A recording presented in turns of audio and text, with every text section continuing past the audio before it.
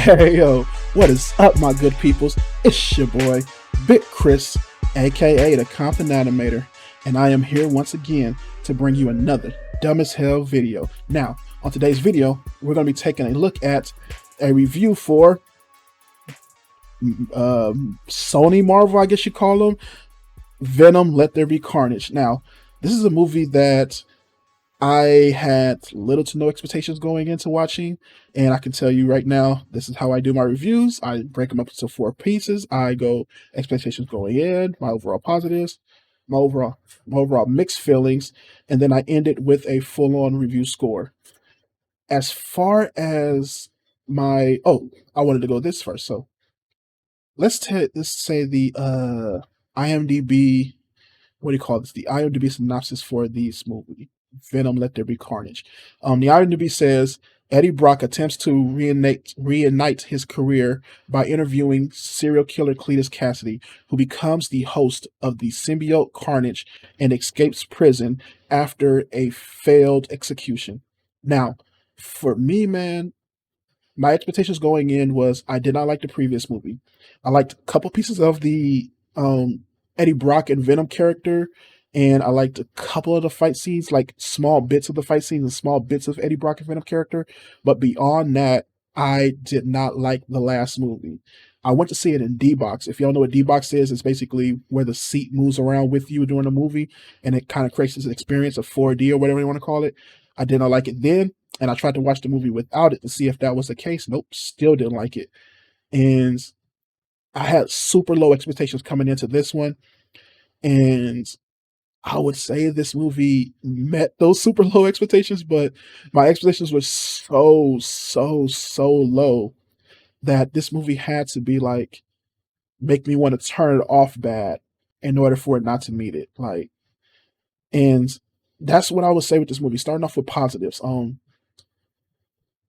I do kind of, in a small way, enjoy Eddie Brock and his Venom and Cletus Cassidy and his Carnage.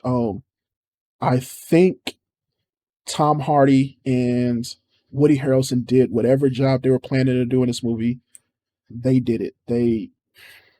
Whatever the direction was, and this movie was directed by um let's see, Andy Serkis. If y'all know who Andy Serkis is, he's the guy who plays Claw in the Black Panther movies, or he's the motion capture guy for the I forget the name of the creature in Lord of the Rings, but he does him too. The my precious the ring little creature thing. But Gollum, I think his name is, but whatever. I enjoy bits and pieces of Tom Hardy as Venom and uh uh Woody Harrelson as Carnage.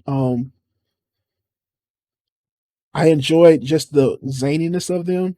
That's the one thing this movie for like the most of the beginning is really zany and really wacky. It's mostly set there by Tom Hardy and Venom going back and forth with each other with these one-liners and jokes with each other, and they're bickering and going back and forth. That's most of their character, and that's somewhat of Carnage and Woody Harrelson's character.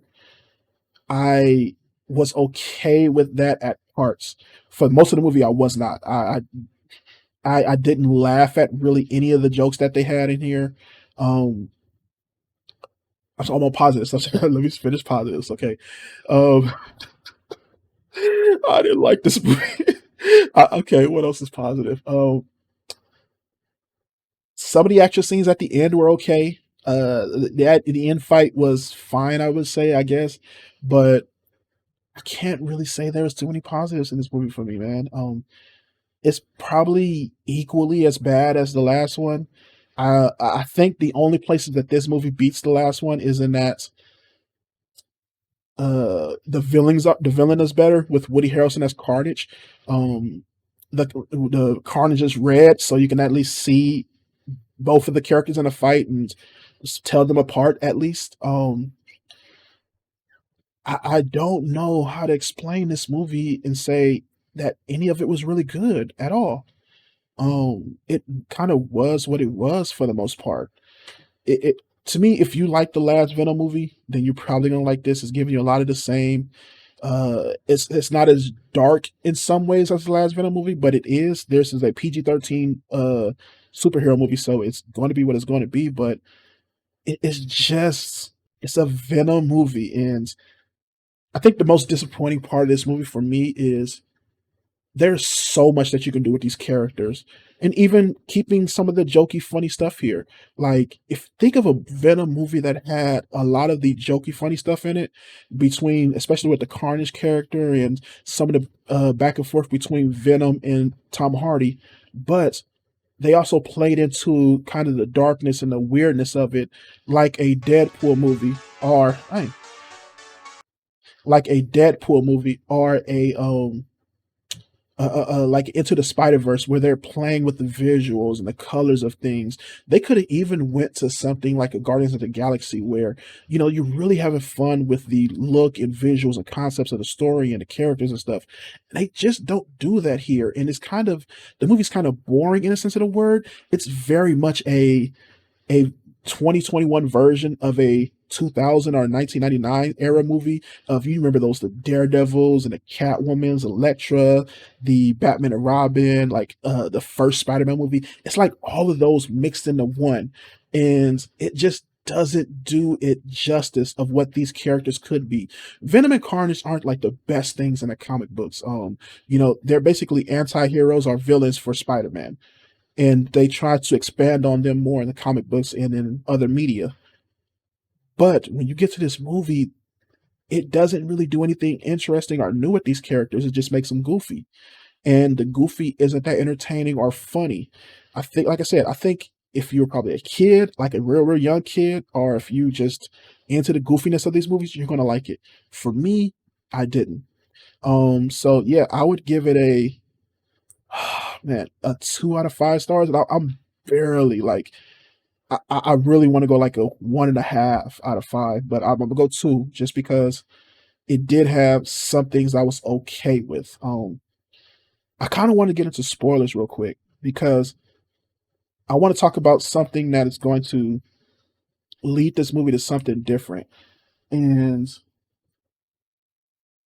where's this scene? That's here it is. So spoilers. The end credit scene of this movie is Venom basically getting put into the Spider-Man world, I believe. So I don't know if this is the transformation from the whatever's going to happen in the next Spider-Man movie, or if it's anything to do with the Infinity Stones or whatever, but it seems that Sony's Venom is going to be in the MCU Spider-Man movie. Now, I don't know how they're going to do this. Like I said, I don't know what is going to come of it. It's interesting for the most part, but oh man, I'm really hoping that if they're going to put this Venom in those movies, that they let Marvel play with these characters and at least use Venom in the Marvel way to kind of make him better.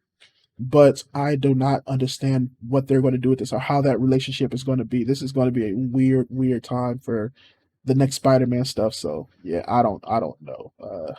But yeah, that's the end of spoilers. This is a bad movie.